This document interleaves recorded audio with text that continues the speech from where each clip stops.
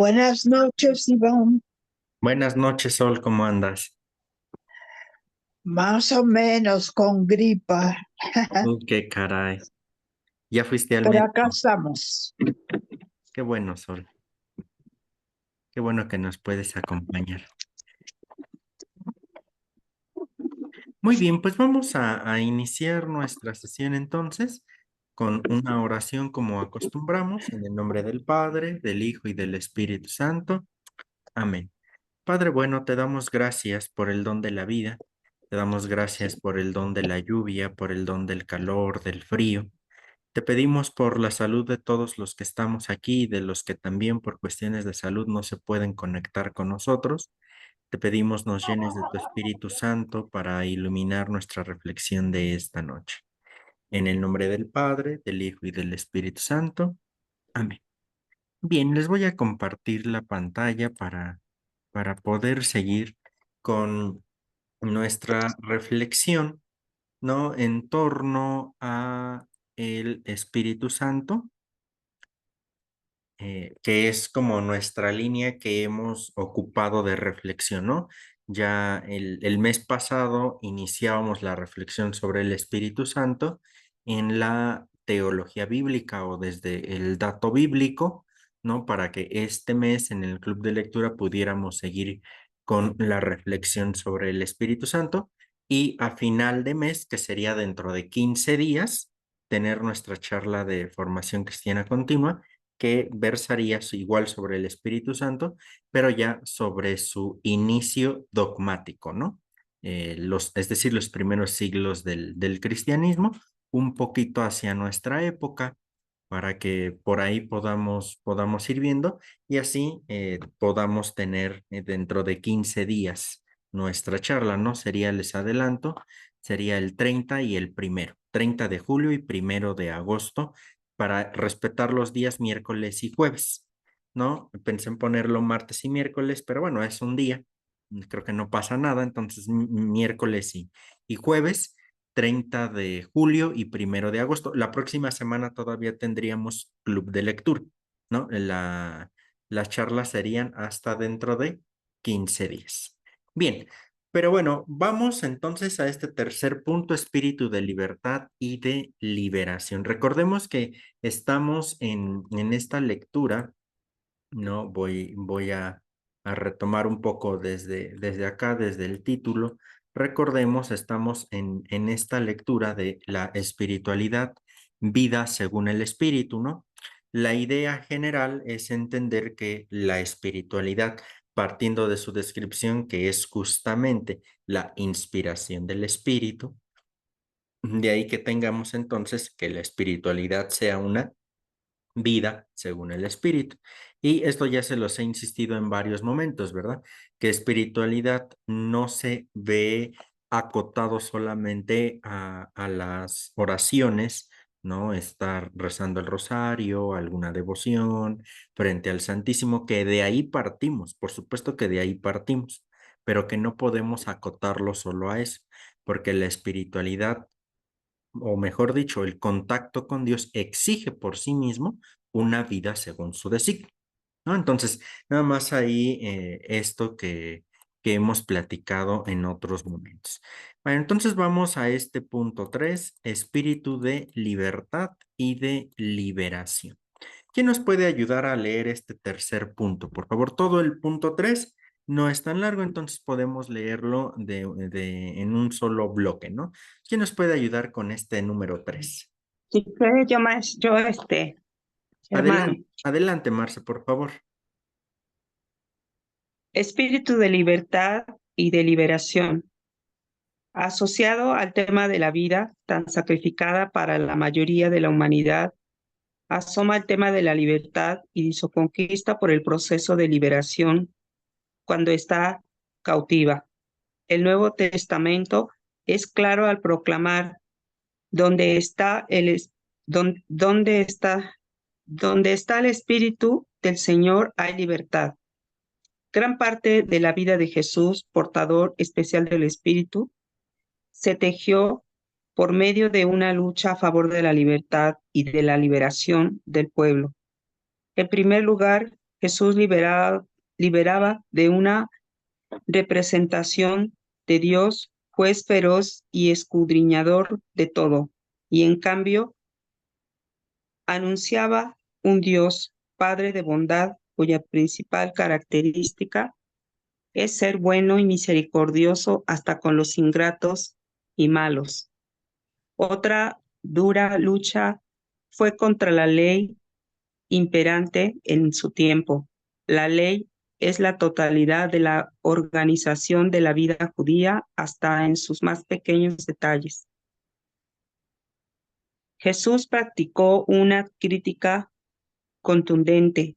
Ustedes pagan el diezmo de la hierbabuena, del anís y del comino, pero no se preocupan por lo más importante de la ley, la justicia, la misericordia y la fidelidad. Esto es lo que hay que hacer sin omitir aquello. La vida según la ley se contrapone a la vida según el Espíritu, porque la ley esclaviza, poniendo pesadas cargas sobre la espalda del pueblo. En lugar de la ley, Jesús pone el amor incondicional. Todo se resume en el amor que supone la libertad. San Pablo entendió bien la lección y dice, liberados de la ley, estamos muertos a la ley que nos tenía prisioneros y podemos servir a Dios según la nueva vida del Espíritu y no según la letra. El nuevo Espíritu es la libertad, porque el Espíritu no está atado a nada. Sopla y va donde quiere. En la carta a los Gálatas, el documento de identidad de la libertad cristiana, Pablo proclama revolucionariamente: para gozar de la libertad es para lo que Cristo nos ha hecho libres. Manténganse firmes y no se dejen sujetar de nuevo al yugo de la esclavitud.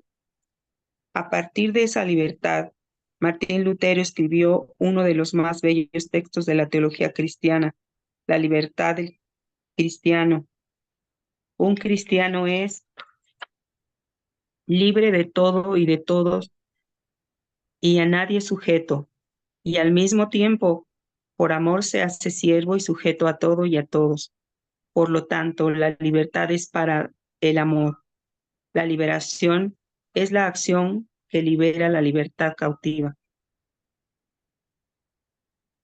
Para las grandes mayorías afrodescendientes, mujeres oprimidas,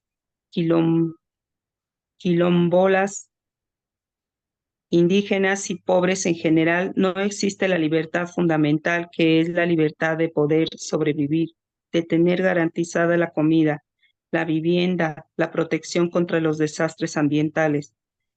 De ahí la urgencia de la liberación. Dentro del sistema actual, ley, no hay salvación para los pobres. Ellos están fuera y están excluidos de ella. Y entonces Jesús viene y lanza un manifiesto liberador. El Espíritu del Señor me ha ungido para dar la buena nueva a los pobres. Me ha enviado a proclamar la liberación a los encarcelados, a poner en libertad a los oprimidos. En la fuerza del Espíritu que Jesús suscita es este vendaval de libertad y de liberación. Vivir según el Espíritu no será posible sin que el fiel viva la libertad y la quien para los demás. Esta libertad que ha de ser construida por la concienciación, la organización y la articulación de los oprimidos. Se afirma principalmente contra el sistema existente. Hay que superarlo históricamente, pero vale también para las iglesias que se convirtieron en escuelas farisaicas de leyes y normas que quitan la libertad, la creatividad y la palabra a los fieles. Es esta una lucha profética arraigada, porque las autoridades eclesiásticas, en contra del sentido del Espíritu, han establecido criterios de exclusión y de castigo cuyo resultado es siempre el encuadramiento de los fieles y su infantilización, cuando no su excomunión. Vivir según el Espíritu es ensayar la libertad de la palabra, la creatividad en el marco de las celebraciones y de las iniciativas de solidaridad y de caridad. Para eso no se necesitan licencias eclesiásticas, porque aquí, como en la primera decisión, en los Hechos de los Apóstoles, la autoridad no era referida a los apóstoles y sus sucesores, sino al Espíritu. Ha parecido bien el Espíritu Santo y a nosotros. Como dice San Pablo a los Gálatas, para ejercer la libertad, Cristo nos ha liberado. La libertad es retórica y vacía sin su práctica en las sociedades, en las comunidades y en las iglesias. Los cristianos, especialmente los católicos, no saben qué es la libertad dentro de la iglesia. Escuchan y obedecen. Cualquier iniciativa que nazca de la libertad pronto se siente como una amenaza y es puesto bajo vigilancia y sospecha. Por cualquier motivo llamado prudencia, se suprimen las comunidades eclesiales de base, los círculos bíblicos, o se imponen limitaciones, normas y prohibiciones que desaniman a los fieles. ¿Dónde queda el precepto apostólico? No apaguen el espíritu, no apaguen el espíritu. Un momento de gran densidad espiritual fue la decisión de la Conferencia del Episcopado Latinoamericano, CELAM, y de la Confederación Latinoamericana de Religiosos, de hacer a partir de Medellín, 1969, una opción preferencial por los pobres y contra la pobreza. Esa opción llevó a los obispos a moverse desde el centro de la periferia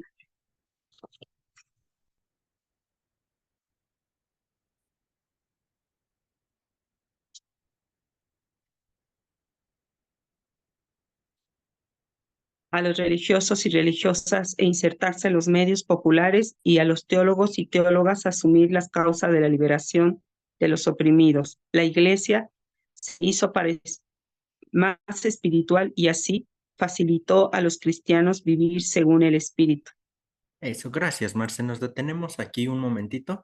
Nada más hago un comentario respecto de este párrafo que está aquí. Los cristianos, especialmente los católicos, no saben qué es vivir y qué es la libertad dentro de la iglesia.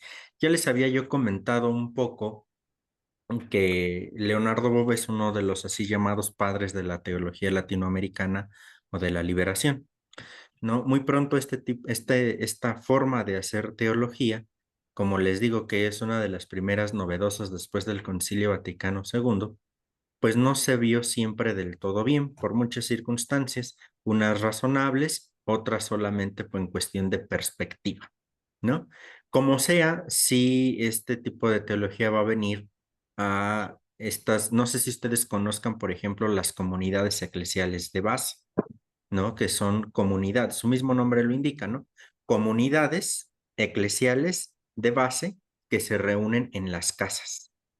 ¿Pero para qué se reúnen en las casas? Para hacer análisis de la realidad, ¿no? Y este análisis de la realidad se ilumina con la reflexión de la palabra de Dios en general, particularmente del Evangelio, y se lleva a la práctica o se organiza una práctica para remediar este mal. Es decir, este método incluso, aunque ya se manejaba en Latinoamérica, sobre todo en Brasil, va a ser Gaudium et Spes, el Concilio Vaticano II, quien va a intronizar este método, que es el famoso ver, juzgar, actuar, ¿no? Se ve la realidad que tenemos, análisis de la realidad, se ilumina con el dato de la revelación o con el dato bíblico y se acciona o se tiene una acción referente a la realidad que se vive, contraria o positiva según el dato revelado.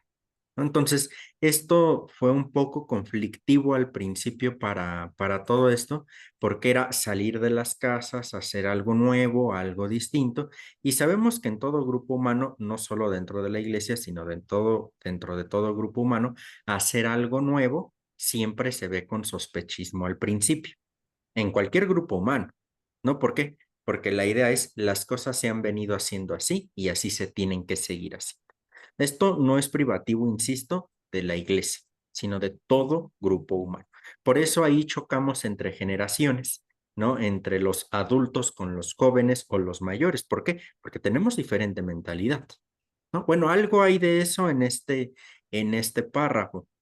Ahí las comunidades eclesiales de base van a ser muy importantes junto con círculos bíblicos y va a ser sobre todo el CELAM, la Conferencia del Episcopado Latinoamericano, o la CLAR, que es esta Confederación Latinoamericana de Religiosos, donde va todavía a impulsarse más la idea de las comunidades eclesiales de base y todo este análisis de la realidad, ¿no? Ahí de fondo eso, para no como desvirtuar este texto o este punto, este párrafo sobre todo, en el que se pueda pensar que Bob está en contra de la iglesia, ¿no? Sino simplemente contra eso que a perspectiva de Bob ya no tiene cabida dentro de la iglesia, ¿no? Como en otros, voy a dejar de compartir pantalla para iniciar el diálogo si es que tenemos algún comentario, ¿no? Como lo he dicho en otros momentos, hay que tener también en cuenta que son perspectivas de los teólogos las que vamos estudiando nosotros, ¿verdad? Que las estemos estudiando no significa de manera inmediata y directa que tenemos que aprobar lo que los teólogos nos dicen, sea quien sea, ¿no? Sino que tenemos que pasar también por un medio crítico desde nuestra criticidad, vaya, tendremos que atender eso, ¿no? Entonces, voy con esto para decir lo que leemos es importante, vaya, y por eso se los propongo, porque hay datos importantes que me parece tendríamos que tener en cuenta, pero pues no siempre se necesita obligadamente estar de acuerdo con el autor, ¿no? Esa es la riqueza de la teología. No hay una sola forma de entenderlo y de captarlo. Si nosotros creyéramos eso en teología, estaríamos dándole al traste al mismo Dios, ¿no? Porque estaríamos hablando de una sola definición de Dios, una sola visión de Dios, una sola cosa de Dios, y eso es limitar a Dios. Nada más ahí para tener en cuenta ese párrafito que de pronto puede resultar complicado o espinoso a la lectura así, ¿no? Bien, entonces abro el foro, no sé si tengan algún comentario respecto de estas líneas de la espiritualidad, la libertad y la liberación. ¿Algún comentario? Sí, Iván, Bueno, Eh, a ver quién. a ver si. Adelante, yo espero, no se preocupe. Entonces adelante, Marce, y después vamos contigo. ay, yo decía que ella, pero bueno, yo decía que Adelante. ella. No, no, ella está bien ella, yo me espero. Ok, entonces, Noelia, si gustas, por favor. Buenas noches. Sí, leyendo este párrafo, como comentas, sí es un poco, sí, un tanto complicado, porque aún utilizando el método de ver, juzgar y actuar, eh, en los ministerios o dentro de, pues, de nuestra iglesia, de nuestra comunidad, hay personas mayores, ¿no? Hay personas mayores que no aceptan, digamos, un cambio, ¿no? Que no aceptan un comentario que dicen, tenemos que obedecer, ¿no? Y hasta un dicho que siempre nos dicen ahí en el Ministerio de Liturgia, el que obedece nunca se equivoca, ¿no? Entonces, pues ya nos quedamos así como que callados, ¿no? Bueno, entonces ya no digo nada, ¿no? O pues acepto, ¿no? Y aquí, como decía, ¿no? Es escuchar y obedecer y no hay más nada, ¿no? Pero pues siempre es bueno empezar, pues invitarles a una nueva plática, a una releída de todo esto nuevo, ¿no? Aunque sí mucha gente dice, no, no, no, es que yo ya soy grande, ya no entiendo, ¿no? Pero es importante irles pues invitándolo, ¿no? Invitándolos a una charla, invitándolos a estos nuevos comentarios, nuevas encíclicas que se van haciendo. Y respecto a la espiritualidad, pues eso ya como que nos corresponde a cada quien, ¿no? Hablábamos desde la clase anterior cómo tener la espiritualidad, ¿no? Y ya vimos que es en base a una conversión, en base a un criterio, en base a que a que sientamos que las decisiones que estamos tomando son las adecuadas, siempre iluminados por el Espíritu Santo, ¿no? Y sobre todo un buen testimonio, ¿no? Un buen ejemplo, ¿no? También por ahí un sacerdote nos decía que nos quejamos de nuestros adolescentes, que no nos escuchan, no nos ponen atención, no nos obedecen, pero sí nos escuchan. Nos obedecen cuando se les da la gana y hacen las cosas, ¿no? Pero sí nos escuchan y sobre todo nos observan, ¿no?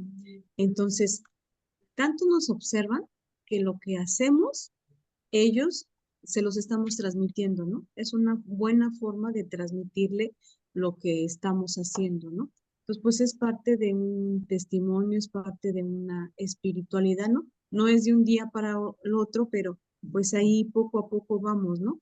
Y así como ahorita lo comentas que dice Bob, no es que estemos peleados, sino es como ir encaminados, ¿no? Como de la mano juntitos, no revolvernos, sí tener un poco claras las ideas, pero de la mano, ¿no? Ahí despacito, pero caminando, ¿no? Eso es lo que mi comentario a este. Sí, exacto, porque insisto, no es como ser como con la idea de contestatario contra la iglesia o algo parecido, ¿no? Hay que tener cuidado de en toda reflexión también no polarizarnos, ¿verdad? Ni todo es dulce, ni todo es negativo, o sea, hay sus experiencias, sus puntos, ¿no? Y con todo esto, como podremos encontrarnos con un miembro de la iglesia que emana santidad, así nos podemos encontrar con un miembro de la iglesia que uno dice, híjole, ¿qué haces aquí? O sea, hay como de todo en la viña del Señor. Y bueno, desde ahí hay que como irlo entendiendo. Sí, efectivamente, este método ver, juzgar y actuar, que es entrecomillado y relativamente pasado, porque estamos hablando del 65. O sea, imagínense, del 65, ¿no? Ya vamos para 50 años del método. Y antes del 60, bueno, marco el 65 en cuanto a que culmina el concilio, ¿no? Y se expanden los documentos, etcétera. Antes del 65, pues ya está empezando a andarse este método, pero va a ser hasta el Concilio Vaticano II donde termine de acentuarse o de proponerse como a nivel universal, ¿no? Por parte de la Iglesia.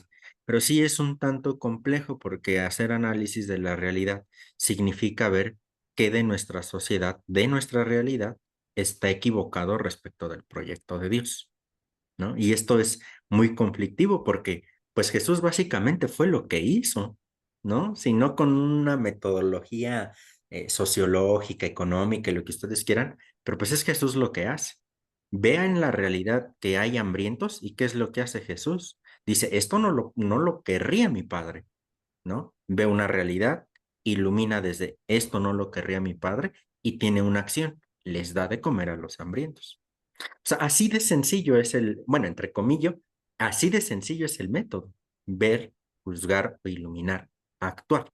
Pero lógicamente, si en nuestra realidad nos vemos frente a prostitución, frente a drogadicción, frente a pobreza extrema, empezar a andar ese recorrido y ese camino, pues a más de uno lo vamos a descobijar, ¿no? En muchos ámbitos, en muchos sectores. Entonces ahí es donde se empieza como a complicar, más cuando en las parroquias existe una pastoral tradicional, ¿no? Que esta se ve acotada, y no en mal plan lo digo, pero que se ve acotada, pues a catecismo básicamente para primera comunión y confirmación, y hasta ahí queda, ¿no? Entonces necesita como este paso. darse un poquito más en nuestra pastoral. Y es justo hacia donde se quiere insistir, porque bien decía Noelia, ¿no? Se trata de caminar entre los que ya tienen un modo establecido y quienes queremos otro modo, ¿no? Y unos y otros necesitamos descubrir cuál es la voluntad de Dios y en ese sentido dejarnos inspirar por el Espíritu, ¿no? Entonces por ahí también iría un poquito la perspectiva en este sentido. Bien, te escuchamos, Marce. Sí, bueno, es que es complicado, ¿no? Porque cada quien lleva su proceso. Hablando de libertad y de liberación, cada quien lleva su proceso y a veces se ve mucho la diferencia en los grupos, en las personas que se van acercando, se van, digamos, entre comillas, convirtiendo, ¿no? Es un proceso, cada quien lleva su proceso y los que se supone, o bueno, los que van más avanzados, se supone que deben de ser más cautos, más humildes y estar más abiertos y más conscientes de que esas personas llevan su propio proceso. Cuando alguien ya tiene un proceso, se nota, porque sabe quién es, sabe cuál es la libertad, sabe quién nos las ha dado. Pero muchas personas, como dice aquí, no, si no saben qué es la libertad, obedecen, no, y a veces ya se pone uno a pensar, ¿cuál es mi intención al hacer esto? Si el llamar la atención, si el sentirme importante, si un llamado de Dios, si para algo estoy aquí, o es a veces imponer porque tengo mis heridas, no estoy consciente de las que yo soy responsable de sanarlas, porque es mucho, por eso digo, es bien complicado todo esto y nos encontramos con situaciones que nos hacen ver la realidad. Es fácil a lo mejor decir, pues sí, esto y esto, y yo opino y esto, ¿no? Pero ya noto que es complicado por el proceso que lleva cada quien, ¿verdad? Pero si nosotros tenemos conciencia de que tenemos un poquito, a lo mejor, avanzado, un poquito, pues tenemos que manifestar esa presencia del Espíritu Santo, conociendo más, ¿no? Y no el conocer más, vamos a ser más soberbios, porque el que sabe más debe de amar más y hacerse a lo mejor chiquito, ¿no? ¿Para qué? Para dar pie a nuestros hermanos que todavía no saben, de tener muchísima paciencia, muchísima madurez, ver cuáles son nuestras intenciones en nuestro corazón, porque podría ayudar, como dicen, ¿no? Podríamos ser como campanas que resonamos y que hablamos y que decimos y todo, ¿no? Pero ¿qué hay en el corazón? ¿Qué hay en el corazón? No, no soy libre. Se nota cuando la persona sabe quién es, hay libertad. Posiblemente podemos escuchar muchas incoherencias, pero sabemos que esa persona tiene un proceso. Y ahorita que hemos en las parroquias pasado estos temas reflexionado estos temas de liderazgo, creo que son muy profundos, muy profundos. Y pues el compromiso es asimilarlos de la mejor manera y transmitirlos, compartirlos. No, sí, es un desafío muy grande, pero muchas personas también piensan que solamente acercarse a Dios, ser espiritual, es ir a la misa y dicen mucho, como una epidemia. Yo ya cumplí y ya. Lo demás no, se les invita, se les dice, todo, que uno va a estar ahí, pero no es que no es que no se nota que no quiere, se nota que no quiere, porque una experiencia que tuve cuando recién entré a la iglesia, iba yo a misa y no sabía responder lo que se decía en la misa. y una vez me vendieron una revista Las Monjitas que vendían, ahora no, ya no las he visto, pero vendían cada mes o 2 meses una revista y escuché una historia, leí, no la escuché, leí una historia y se me hizo como que increíble, o sea, a mí se me hizo increíble, de alguien que parece que era en el 2018, no sé, no recuerdo, todavía no estaba ni siquiera todavía no pasaba ni la pandemia, ya sí tiene bastante. Y yo leí y decía que esa persona no sabía ni hablar, le temblaban las piernas, ni siquiera tenía pánico escénico. Y que de repente ya daba pláticas y que hablaba y que decía, y yo dije, ¿en serio es esto? ¿O es pura, es o sea, dije, yo no lo creía, dije, o sea, ¿cómo? En serio, se me hacía como muy milagroso, dije, no. Sin embargo, fue lo que a mí me pasó y no porque yo diga, ay, no, pues yo no, o sea, cuando nos mandaron a misión, yo no sabía ni qué decir. La primera vez no sabía ni cómo iba a hablar, no, me temblaban siempre me ponían de coordinadora en el grupo, dije yo, es que me queda grande, yo no hablo, no sé qué decir y cómo voy a convencer, no, o sea, y ahora lo veo, aunque a mi capacidad, pues comparto los temas cuando nos mandan a dar los temas de papás y padrinos, a darles el retiro para posteriormente los sacramentos. Y digo, pues sí es cierto, ¿no? Pero tenemos ese compromiso que si Dios nos está llamando es para seguir formándonos, este, y, y, y bueno, esos talleres que nos han dado para que son temas de espiritualidad, temas temas humanos y temas psicológicos, pues nos ayudan mucho a saber quiénes somos, de dónde venimos, para qué estamos aquí y cuál es nuestro último fin. Entonces, pues ya cuando vienen los hermanos separados o alguna persona, así que, pues vienen y quieren a fuerza, que se pase uno con ellos. Y entonces cuando uno empieza a cuestionar, a decirles las cosas, ellos ya no saben qué decir. Ellos ya no saben qué decir. Pero las personas que no están formadas las convencen rápido porque se dan cuenta exactamente dónde confundirlas. Saben que están confundidas y las confunden más. Y es como se pasa. A nosotros católicos, cuando nos decimos católicos, tenemos ese deber de seguir buscando la verdad y saber el verdadero significado de lo que es la libertad, porque la libertad se nos ha dado para obrar el bien, ¿no? Y hay que revisar el corazón.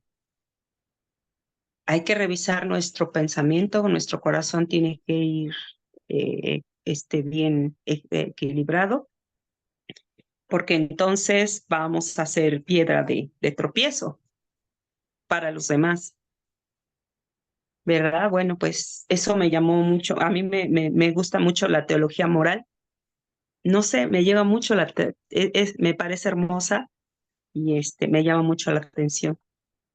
Me gusta al yo ver lo que es la libertad, digo, o sea, cómo pensamos muchos que la libertad es hacer lo que queremos, pero no. La libertad es la que nos ha venido a dar Dios cuando nos liberó en la pasión y muerte.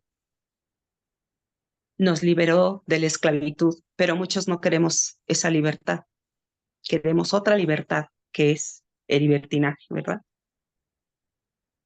Sí, maestro. Muchas gracias, Marce. Sí, hay que aquí, sí, esta distinción entre libertad y libertinaje, ¿no? O el libre albedrío. También el libre albedrío es qué camisa me pongo, qué pantalón me pongo, ¿no? Y la libertad sí es entendida en cuanto a hacer el bien, ¿no? Ahí ya más entre ese guión entre teología moral y antropología teológica, que es en donde se unen de alguna manera estas dos materias, ¿no? Pero sí, efectivamente, hablar de la libertad desde la vida de espíritu, pues es muy significativo porque estamos hablando de una libertad de todo lo que oprime, ¿eh? De todo. O sea, no solamente lo espiritual, sino también lo histórico, ¿no? Algunos tendremos más presente alguna limitante histórica, otros estaremos más oprimidos por una dimensión espiritual, llámese pecado, ¿no? Entonces, cualquier dimensión podemos estar ahí, hay que tener cuidado de no serlo. ¿Cuáles son las opresiones que vamos teniendo? Pues cualquier tipo de vicio, ¿no? Ahí está cualquier tipo de vicio. El que nosotros tengamos nos oprime. ¿Por qué? Porque ya no somos nosotros. Es el vicio el que nos está consumiendo por dentro. Y necesito hacer esto, y necesito hacer aquello, si no, no estoy bien.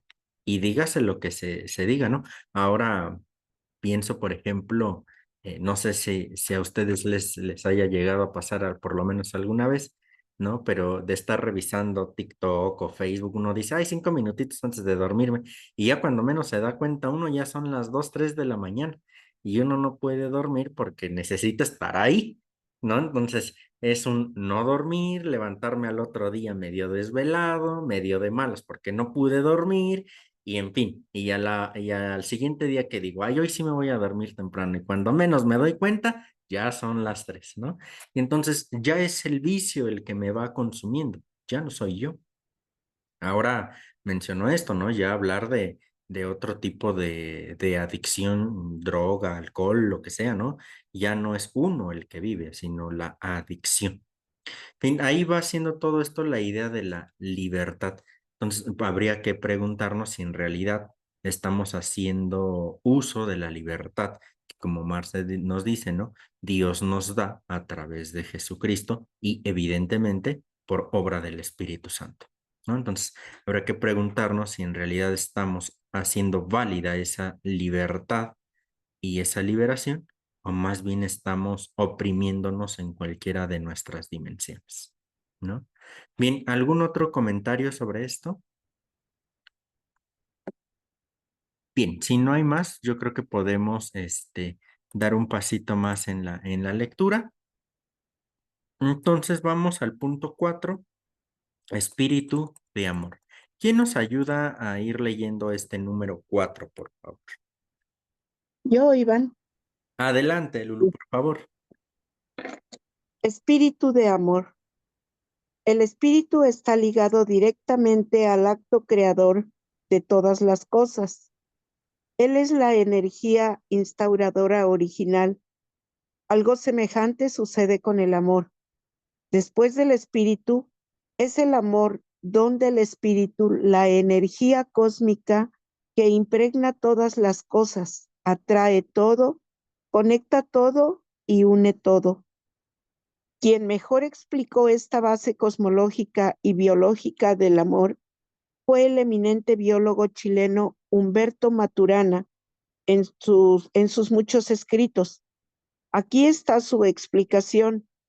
El amor se da dentro de la dinámica de la misma evolución desde el primer momento de su existencia. Se manifiesta en todas las etapas posteriores, incluso en las más complejas en el nivel humano.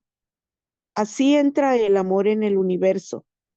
En él se producen dos tipos de acoplamiento, encajes, de los seres con su medio, uno necesario y otro espontáneo. El primero, el necesario, hace que todos los seres estén interconectados y acoplados a los respectivos ecosistemas para asegurar su supervivencia. Pero hay otro acoplamiento que se realiza de forma espontánea. Los bosones de Higgs, los quarks, la primera densificación de la energía en materia y otras partículas elementales interactúan entre sí sin conexión con sus propias supervivencias, sino por puro placer en el fluir de su vivir. Se trata de encajes dinámicos y recíprocos entre todos los seres vivos y no vivos. No hay justificaciones para esto. Suceden porque suceden. Se trata de un evento único de la existencia en su pura gratuidad. Es como la flor que florece por florecer, como decía el místico Ángel Silesius. Cuando uno se relaciona con el otro, digamos dos protones, se crea un campo de relación Surge el amor como fenómeno cósmico, tiende a expandirse y adquirir formas cada vez más interretroconectadas en los seres vivos, especialmente en los seres humanos. En nuestro nivel es algo más que simplemente espontáneo, como ocurre con los demás seres.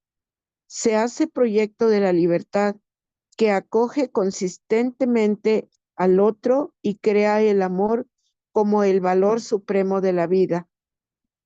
En esta deriva surge el amor ampliado, que es la socialización, el amor de muchos a muchos.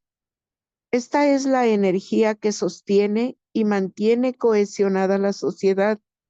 Sin amor, lo social toma la forma de agregación forzada, de dominación y de violencia, todos obligados a encajarse entre sí. Así que cuando se destruye el encaje y la congruencia entre los seres y entre los humanos, se destruye el amor, relación y con ello la sociabilidad. El amor-relación es siempre una apertura al otro y una convivencia y comunión con el otro. No fue la lucha por la supervivencia del más fuerte lo que garantizó la persistencia de la vida y de las personas hasta el día de hoy, sino el amor-relación entre ellas, que se expresa en forma de cooperación y de solidaridad a partir de los últimos. Los antepasados homínidos se convirtieron en humanos en la medida en que repartían los resultados de la recolección de frutos y de la caza y compartían sus afectos. El último lenguaje que caracteriza al ser humano surgió en esta dinámica de amor-relación y del compartir. La competición, destaca Maturana, es antisocial, tanto hoy en día como en el pasado, ya que implica la negación del otro, el rechazo a la distribución y al amor. La sociedad moderna, neoliberal y de mercado se asienta sobre la competición. Por eso es excluyente, inhumana y hace tantas víctimas por todas partes. No trae la felicidad porque no se rige por el amor-relación. ¿Cómo se caracteriza el amor humano?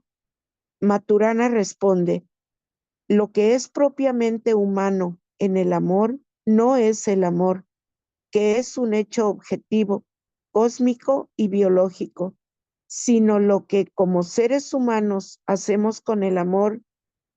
Él tiene que fortalecer y profundizar el estar juntos como seres sociales y seres con lenguaje que revela nuestra capacidad de comunicación. Sin amor no somos seres sociales. El amor es lo que nos hace humanos a nivel personal y a nivel social.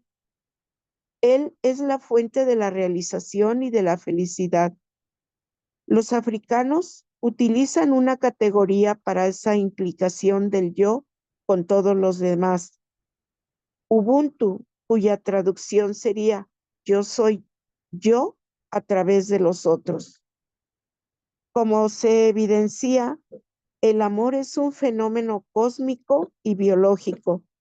Al llegar al nivel humano, se revela como un proyecto de libertad, como una gran fuerza de unión, de entrega mutua y de compañerismo. Las personas se unen y recrean por el lenguaje amoroso, el sentimiento de bienquerencia y de pertenencia a un mismo destino. Pero seamos realistas, sin la ternura cálida y sin el cuidado esencial, el amor-relación se debilita, no se conserva durante mucho tiempo, no se expande como podría y dificulta el consorcio con los demás seres. Sin ternura y cuidado, el amor languidece. No hay atmósfera que fomente el florecimiento de lo que realmente humaniza el sentimiento profundo de conexión con el otro, el deseo de compartir y de buscar el amor. Este tipo de reflexión nos ayuda a entender el amor de Dios y el Espíritu Santo como la fuente permanentemente generadora de amor. La afirmación más fuerte del testamento es sin duda esta: Dios es amor. Esta afirmación es profundamente liberadora, ya que solo es positividad, no da miedo, es acogedora y nos da la experiencia de Dios como intimidad. Hace además otra declaración de importantes consecuencias. El que no ama no conoce a Dios, porque Dios es amor. En otras palabras, en vano buscamos a Dios fuera del amor.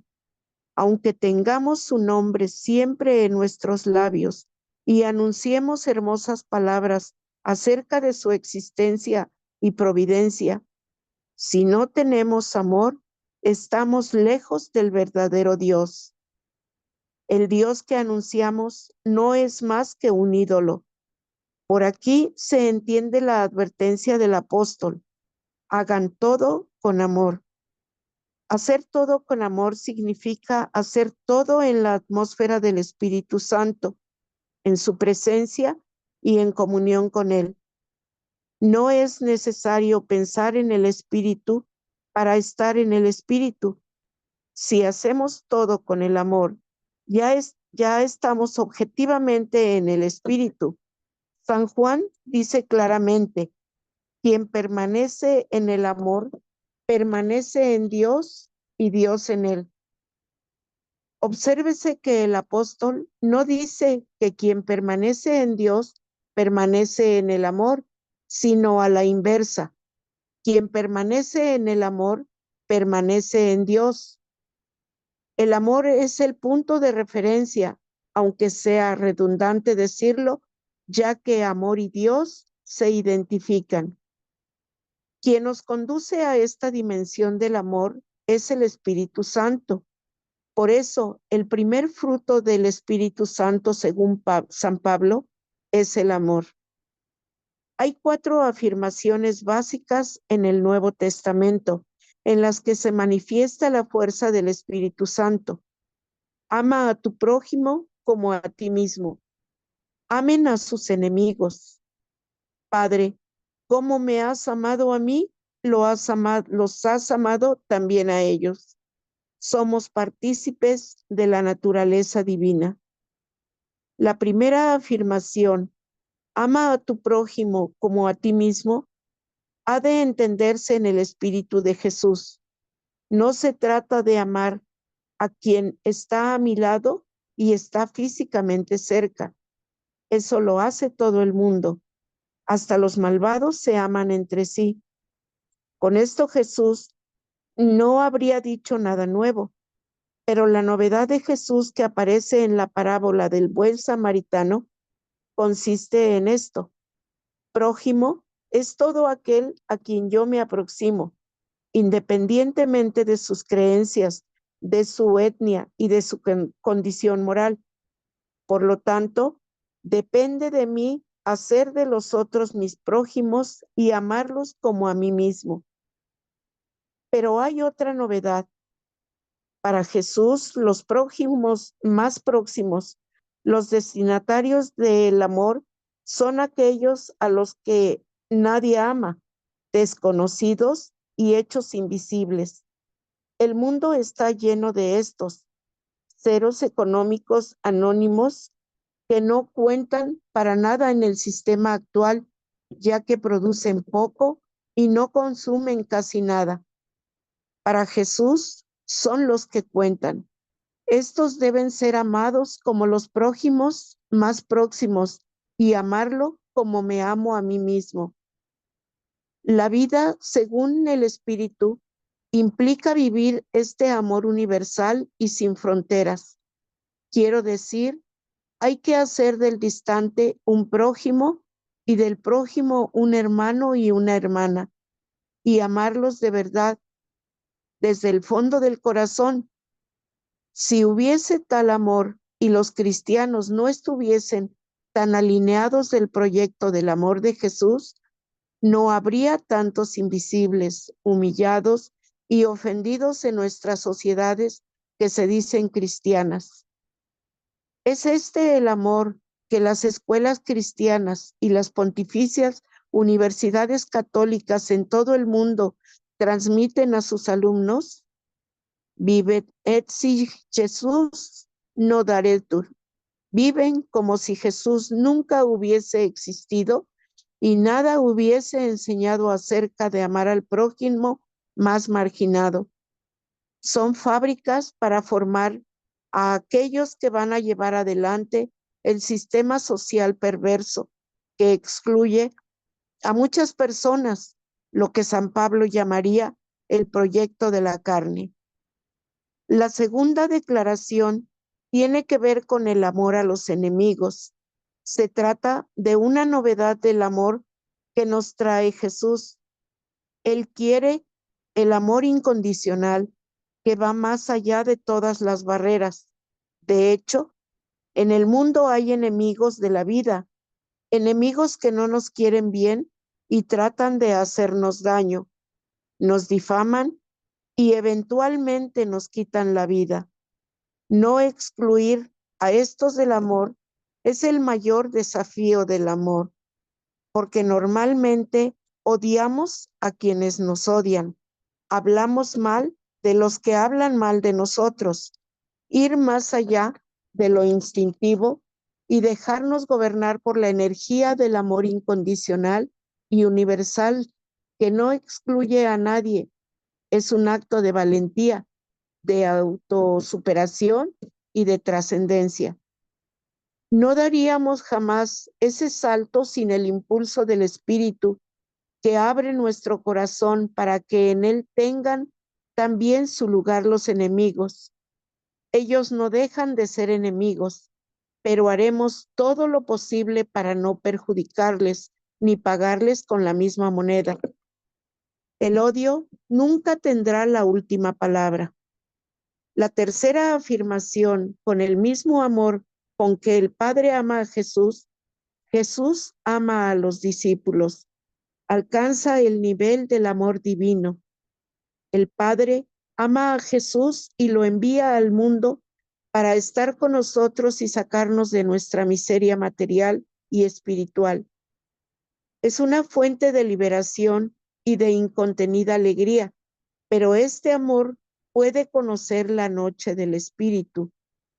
El amor del Padre llegó al punto de entregar a su Hijo al mundo, las estructuras del mal, y abandonarlo en la cruz que lo llevó a gritar desesperado porque se sentía abandonado por Dios. Padre, Padre, ¿por qué me has abandonado? Este es el amor realizado dentro de la noche oscura y terrible, de la que hablan los místicos cuando ya no se siente la presencia de Dios y se vive el infierno existencial. A pesar de eso, amar y seguir amando es la suprema expresión gratuita del amor. Ama por amar sin esperar ninguna retribución, porque el amor es un valor absoluto en sí mismo. Solo un amor suscitado y amparado por el Espíritu Santo es capaz de esta maravilla espiritual. Vivir según el Espíritu tiene esta lógica. El amor es un solo movimiento del Padre para el Hijo y para los seguidores, del Hijo para el Padre y para los seguidores. Tal experiencia del amor genera un sentimiento de profunda gratitud y amorosidad, y al mismo tiempo puede implicar la experiencia del ocaso de Dios, de la ausencia perceptible de su amor, y sin embargo, no debemos desistir de amar, porque estamos convencidos de que Dios, aunque escondido, está amando, sabiendo que el amor es más fuerte que cualquier adversidad, en lo que nunca acabará.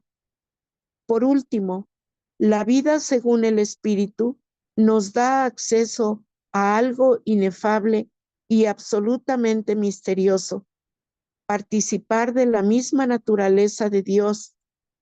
Tal declaración, sin precedentes, se presenta en la segunda carta de San Pedro atribuida a él, pero probablemente escrita por uno de sus discípulos entre los años 70 y 125 después de Cristo. Por lo tanto, después de su muerte, en ella se dice: el poder divino nos ha dado todo lo que contribuye a la vida y a la piedad. Nos ha hecho participantes de la naturaleza divina. Para la comprensión cristiana, que difiere de los demás monoteísmos, la naturaleza de Dios es comunión de tres personas y no de la soledad del uno. La naturaleza divina es esencialmente trinitaria. Emergen a la vez Padre, Hijo y Espíritu Santo, sin que haya ninguna precedencia de una persona sobre otra. Son igualmente simultáneas, eternas y distintas. Son distintas para permitir la comunión y la reciprocidad absoluta entre ellas.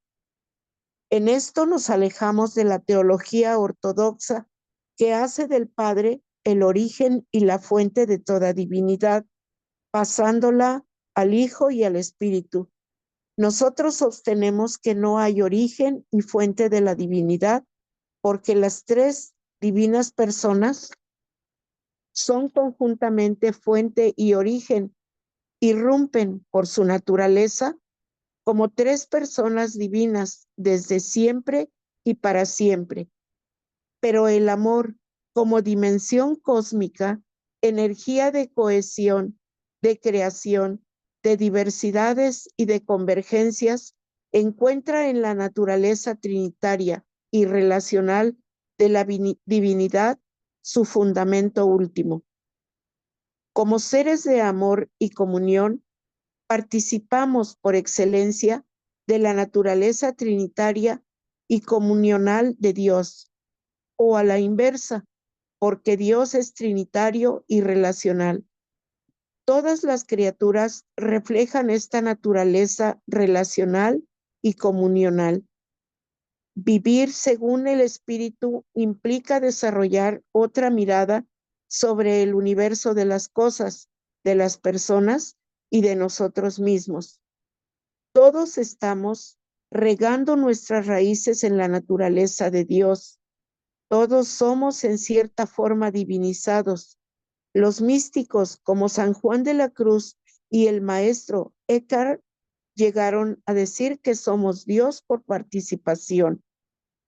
Vivir según el Espíritu en esta perspectiva nos llena de dignidad y de respeto radical. Mirar a las otras personas y a todos los seres es ver al Dios Trinidad haciendo desde dentro de ellos y contemplarlos en el seno del milieu divin, el medio divino al que se refería Teilhard de Chardin. De alguna manera ya estamos en el reino de la Trinidad. Todavía no lo sentimos, pero un día se desvelará esta sublime realidad y entonces será pura experiencia y vivencia de la divinidad trinitaria. Eso, gracias. Gracias. Bueno, no sé si quieras tú misma a decir algo. Adelante. No te escucho, Eudán. Gracias. Es esto, bueno, sí, un comentario nada más. Adelante. Es qué gran expresión de lo que es el amor, qué enseñanza tan grande de lo que es el amor, y todo redunda en el amor de Dios. Cualquier tipo de amor, a eso nos lleva, al amor de Dios. Hermoso, hermoso todo este texto. Sí, exacto. Y les digo que lo interesante de Bob, bueno, en este texto y en otros muchos, es que como que toma datos científicos y como que de alguna manera los va homologando, los va haciendo Sí, entrar con la teología, ¿no? Entonces es sí, un plus que me parece tiene Bob en esto. Y que pues sí, a final de cuentas, el fundamento del amor ahí y lo que Bob dice, que es la idea de que el amor en sí mismo no es el punto, sino lo que los amados hacen, porque sin los amados no existe el amor. Así de sencillo, ¿no? Ya en la teología de los padres de la iglesia incluso dirán, ¿no? El padre es el amante, el hijo es el amado y el Espíritu Santo el amor en el que se ama uno y otro. Entonces, desde aquí pues tendríamos que ir viendo esto, ¿no? Esta idea de que no es el amor en sí, sino lo que la persona amante hace respecto del amado.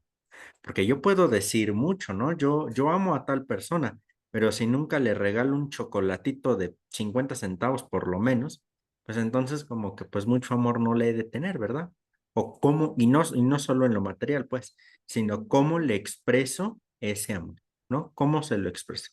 Y ahí radicaría esta idea de que no es solamente el amor y ya, se acabó, sino lo que el amor hace hacer a los amantes, a los que se aman. Y ahí está el punto, como desde lo biológico, lo teológico, se va entrando en esta dinámica, ¿no? Bien, ¿algún otro comentario sobre este apartado un poquito más extenso, pero interesante? Yo, hermano Sí, Iván. maestra, bueno, a mí Adelante. lo que me llamó la atención es cuando habla de la supervivencia. O sea, que no fue tanto que fue el más fuerte, sino que fue la convivencia, el compartir, el amor precisamente, como dice, entre esas personas que al pertenecer a un grupo, a una comunidad,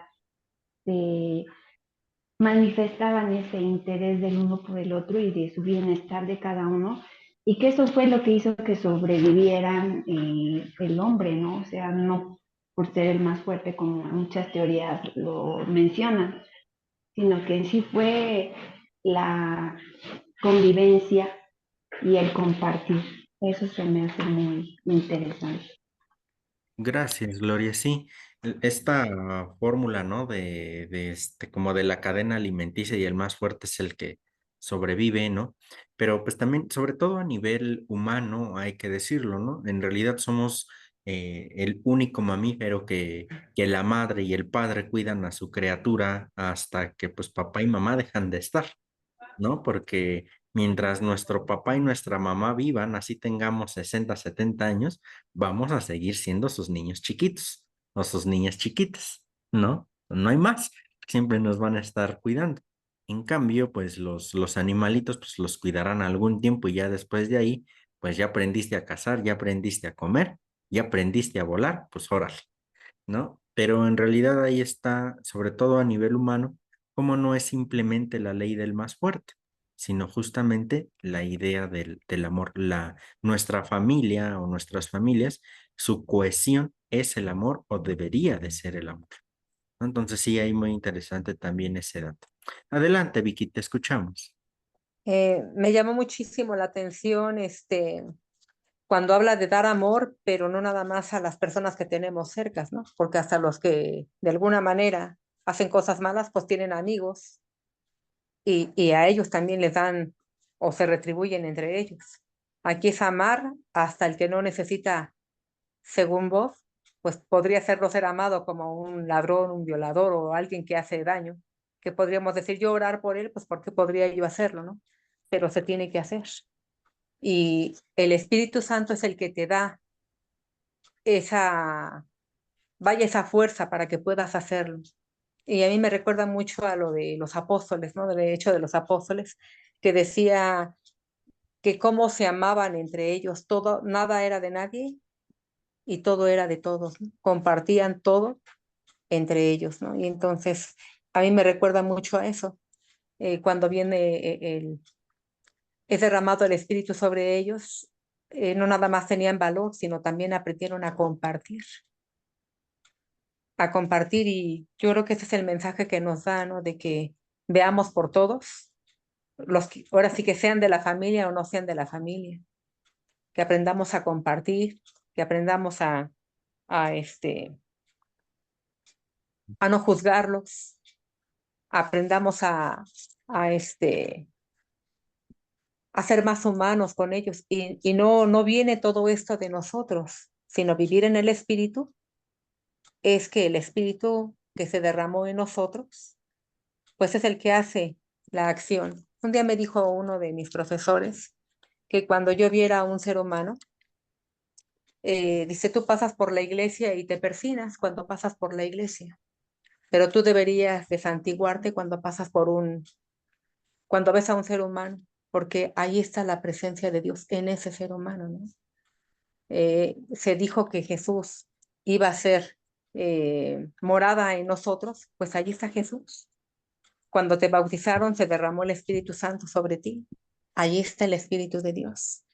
Entonces, eso es lo que debes de hacer. Ves a un ser humano y es el mismo Dios, entonces ahí sí lo ves y santíguate, ¿no? Porque ahí está Dios. Entonces es así como nos tenemos que ver, que Dios está en la presencia de cada uno de ellos. Y hay una canción que me agrada mucho que dice, tú y yo somos uno mismo, ¿no? Que te timbiriche, pero es la verdad. Tú y yo somos uno mismo, somos hijos del mismo Dios y por lo tanto, pues nos tenemos que amar. No podemos de alguna manera ni verte menos, somos exactamente iguales, somos hijos del amado, ¿no? Y si Dios es amor, yo también entonces soy amor, igual como tú eres amor. Ese es Sí, mi comentario. exacto, Vicky, no sobre todo rescatando esta idea justo de club de lectura que hemos tenido anteriormente de la dignidad, ¿no? Y que decíamos que la dignidad humana en última instancia se funda en que somos imagen de Dios. Y si Dios es amor, nos dice la primera carta de San Juan, pues también nosotros, en cuanto que somos imagen de Dios, pues también necesitamos ser amor, ¿no? Bien, gracias, Vicky. Roberto, ¿te escuchamos? Sí, yo quería comentar lo siguiente. Primero, darle las gracias, profesor Iván, por compartir con nosotros tan bello texto.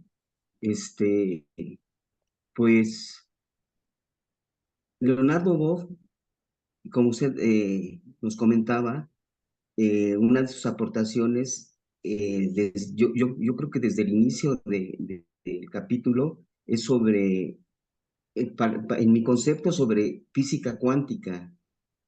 Eh, a mí me parece maravilloso la expresión que le otorga al amor desde el punto de vista de la energía divina. Y, y bueno, recordando algunas palabras de Albert Einstein, y más en estos momentos tan difíciles, tan caóticos, él comentaba que la única forma de salvar este mundo y a la especie humana es mediante una bomba, pero una bomba de amor. Y es todo lo que necesita esta nuestra humanidad tan dolida, tan lastimada, tan sufrida. Y pues es un texto con una pedagogía del amor hermoso. Nuevamente, gracias por compartirlo. Con gusto. Gracias. Con gusto, Roberto. Sí, definitivamente les digo, ese es uno de los plus que me gusta de Bob, ¿no? Como que esta idea de la ciencia con la teología muy interesante. Claro que para entenderle todo a Bob, pues también hay que entender de qué habla, ¿no? Esa es la dificultad a la vez de Bob, ¿no? Pero bueno, interesante el gesto que va haciendo. Y sí, efectivamente, esta idea de la bomba del amor, o el amor lo vendría a solucionar todo, ¿no? El problema es que, pues, nuestro egoísmo no nos deja. Y ahí está la dificultad en cuanto a esto, y en ese sentido, pues, la negación de la imagen de Dios que está en nosotros, ¿no? Pues bueno, si les parece, vamos cerrando nuestra sesión hasta aquí. Dejamos los siguientes puntos para la próxima semana. Iniciaremos con el número 5, ¿no? Los dones y frutos del Espíritu. Ahí nos vamos a detener. Entonces, denme nada más un segundo. Entonces, les decía, la próxima semana, este apartado 5, los dones y frutos del Espíritu Santo, llevamos un poquito más allá de la mitad de la lectura. Yo creo que la próxima semana la podremos concluir, si no, pues ya saben que no hay ningún problema. La próxima semana todavía nos vemos el miércoles para nuestro club de lectura, para que recuerden, les decía yo, dentro de 15 días nosotros podamos reunirnos ahora, ya no en el club, sino para nuestras charlas, ¿no? Y bueno, aquí ya tengo elaborada la invitación. Se las voy a mandar durante esta semana al club, bueno, o a su chat personal en la lista de difusión que tengo, por si quieren participar, me vayan diciendo. Y también para que si me pueden ayudar a compartirla con algún grupo que tengan, con algún contacto, conocido, qué sé yo, que les pueda interesar el tema, también me ayudarían mucho. Es la neumatología dogmática. Es así como su nombre más rimbombante a nivel teológico, pero es el Espíritu Santo en la tradición de la iglesia, ¿no? Eso sería. Les digo, sería el miércoles 30 de julio y jueves 1 de agosto, ¿no? Serían los 2 días a vernos, como siempre, a las 9 de la noche, vía Zoom, ya saben, la cooperación fraterna, 50 pesos, ¿no? Si no se puede dar, no hay ningún problema, si pueden dar también un poquito más, muy agradecido les estaré, ¿no? Pero dentro de 8 días todavía es club de lectura, ¿no? Dentro de 15 días sería esta charla, nada más para tenerlo ahí presente, ¿sale? Entonces vamos cerrando nuestra sesión.